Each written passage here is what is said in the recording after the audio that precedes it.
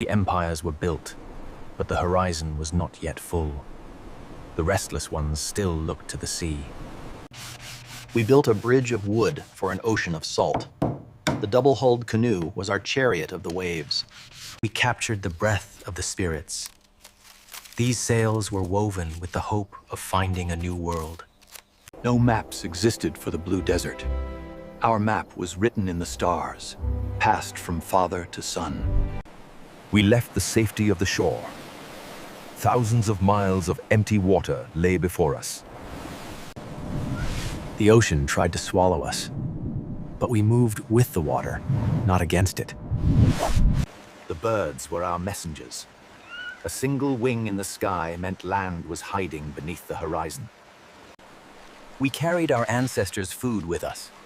We were not just travelers. We were a garden in motion. A jewel of sand and palm. The first of many homes in the kingdom of the sun. The sea fed us. We learned the language of the reef, a new world of blue abundance. We found the fire in the watering. These high islands became the strongholds of our new Pacific kings. We carved our stories into the stone.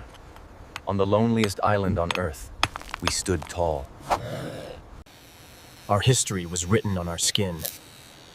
Every tattoo was a map of our journey and our rank. The earth shook beneath our feet. We arrived, and we made sure the world knew our name. Far to the north, another migration pushed through the wall of white death. We found a new engine for the ice. The dog became our brother in the struggle for the pole. We learned to live inside the frost, a house of ice that kept the warmth of the soul alive. A single kill meant life for the whole tribe. In the frozen sea, we hunted the giants. The spirits danced for us.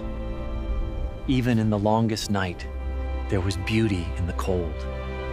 One man, one boat, one spirit. The kayak was the ultimate tool of the Arctic wanderer. In the south, the migration entered the green labyrinth, a world of eternal rain and shadow. We became the silent death. A tiny dart, a drop of poison, and the jungle gave us its meat. We fixed the earth. We turned the poor soil of the jungle into a garden of abundance. The river was the only road. We followed the serpent of water into the heart of the green world. We stole the colors of the birds. Our rituals reflected the vibrancy of the life around us. We respected the master of the shadows. To wear the claw was to claim the jaguar's power. We climbed where the air was thin. The Andes became our fortress in the clouds. We wrote our history in knots, a language of strings for an empire of stone. We carved the mountains into stairs. Every level was a field of potatoes for the people of the sun. We captured the light tide. Gold was the tears of the sun, and the sun was our father. We built bridges that lived. Woven by hand, they connected the divided peaks of our world. We were the messengers of the gods. News traveled faster than the wind across the peaks. We reached the limit of the sky, a city of stone, hidden where the condors fly. On the oldest continent, the oldest journey continued in silence. We painted the beginning of time. The dream time was our map of the land and the soul. We mastered the curved path, a weapon that reflected the cycle of the seasons and the sky. We sang the land into existence. Every song was a map to a hidden well in the red dust. We farmed with fire. We shaped the bush so the green would return for the kangaroos. We left markers in the emptiness, Rafe. Even in the heart of the desert, we were never truly lost. We traded the sweat of the earth. Salt was the gold of the desert, the price of our endurance. We built cathedrals of earth. In the heat of the Sahel, our faith found a home of mud and sun. The fire of the smith echoed across the continent. A land of iron and strength was rising. We conquered the hunger. New crops gave us the fuel to push deeper into the forest. The internal march continued. One people, one language, spreading across a vast continent. We built without limit. These stone walls were the crown of a golden empire in the south. We learned the rhythm of the wind. The monsoon carried our spice and our stories between the worlds. The wealth of the wild became the luxury of the city. We connected the interior to the ends of the sea. The loop was closing. The things we made were now traveling faster than the people who made them. The wagon was our fortress, Hydras. On the endless grass, we never had to leave home to travel. The Northmen looked to the west. Fearless and cold, they sought new lands in the mists of the Atlantic.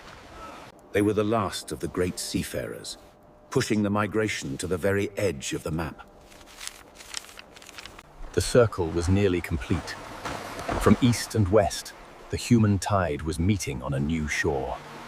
Two branches of the same family, separated for 50,000 years, finally met in the cold. We feared the unknown. But our fear was never as strong as our curiosity. We put the stars in our pockets. Mathematics became our new sail across the deep. We hungered for the exotic. The taste of a distant land was enough to send 1,000 ships to sea. We entered the age of discovery, a migration of greed, faith, and the search for the unknown. The horizon finally gave way.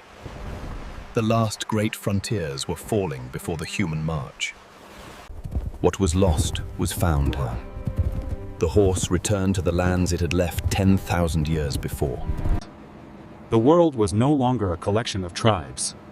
It was becoming a single, interconnected web. We built a new kind of songline. Electricity carried our voices faster than any bird could fly. We tamed the distance with steel. The migration was now a pulse of steam and iron.